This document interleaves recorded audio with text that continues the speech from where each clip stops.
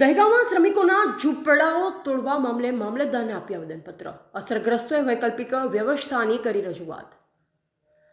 દહેગામ નગરપાલિકાના ward number 1માં police સ્ટેશનની બાજુના રસ્તાની સાઈડ પર આવેલ શ્રમિક પરિવારોની ઝૂંપડપટ્ટી અમદાવાદ અર્બન ડેવલપમેન્ટ ઓથોરિટી શહેરી વિકાસ સત્તામંડળ ઓવડાના સરકારી બાબુએ એકાએક ઝૂંપડપટ્ટીને જમીનદોસ્ત કરી નાખતા શ્રમિક પરિવારો બેઘર બન્યા હતા અને કેટલાક શ્રમિક પરિવારોનો ઘરવકરી સામાન બુલડોઝરથી તોડફોડ કરી દબાવી દેવામાં આવતા શ્રમિક પરિવારોએ આજીજી કરવા છતાં પણ તેમજ રોતા રોતા ઘરવકરી સામાન કાઢવા જણાવેલ.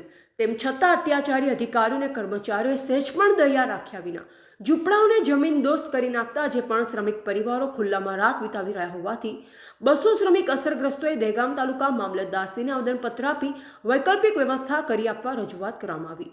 તેમજ ગેરકાયદે ઝૂંપડપટ્ટી તોડી નાખેલ અંગે રજૂઆત કરવામાં આવેલ કે દહેગામ રોડ વિસ્તારના જાહેર માર્ગ પર અને જાહેર રસ્તા પર ગેરકાયદે બાંધકામ કરવામાં આવેલ છે તેનો ગાંધીનગર જિલ્લા કલેક્ટર દ્વારા કોઈપણ જાતની દબાણ હટાવ કામગીરી કરવામાં આવેલ ન હોવાથી મામલતદારને આવેદનપત્ર આપી આપવીતી અંગે રજૂઆત કરવામાં આવેલ.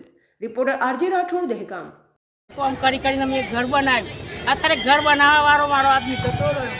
પણ અત્યારે હું એટલી જ છું. મારા છોકરો મારી છોકરીઓ છે. હું ખોટું નથી બોલતી. ભગવાનની સોગંદ તો મારે 4 છોકરીઓ ના હોય અને મારો છોકરો એક જ છે.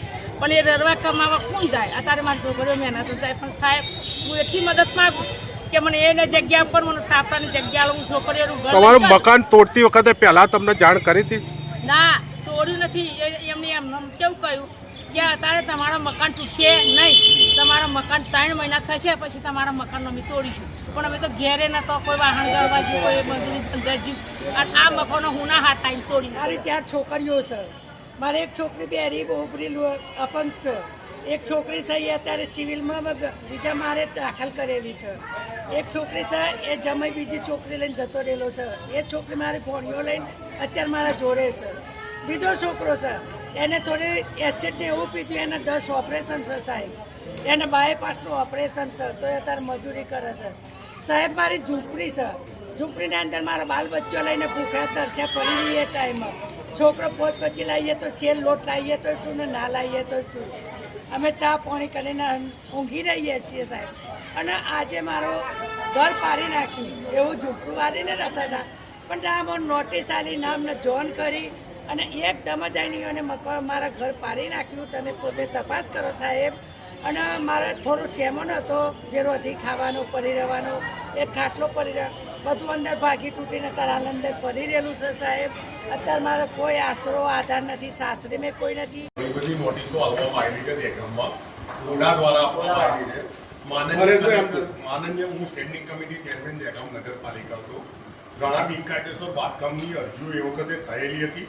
લોકો એકબીજા ઉપર એલિગેશન મૂકેલા હતા અને એ બધા મકાનો તોડવાના આજ દિન સુધી કલેક્ટર શ્રી એટલે કે દહેગામ તાલુકાના રાજા કહેવાય એમના તરફથી જે ન્યાય સંપન્ન વાત કરવાની હતી એમાંનું એક પણ દબાણ 2015 પછીનું એક પણ દબાણ આજ દિન સુધી તૂટેલું નથી.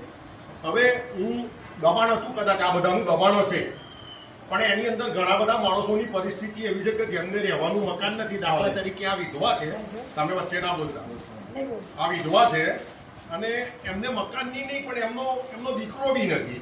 હવે એક બાજુ સરકારની લાગણી એવી છે કે અમે ગરીબો માટે રાહત આપીએ, આ કરીએ, એનો અમને કંઈ વાંધો નથી. પણ તમે કોઈ વૈકલ્પિક વ્યવસ્થા કરીને આ દબાણ દૂર કર્યું હોય, ચલો ધંધા રોજગાર વાળા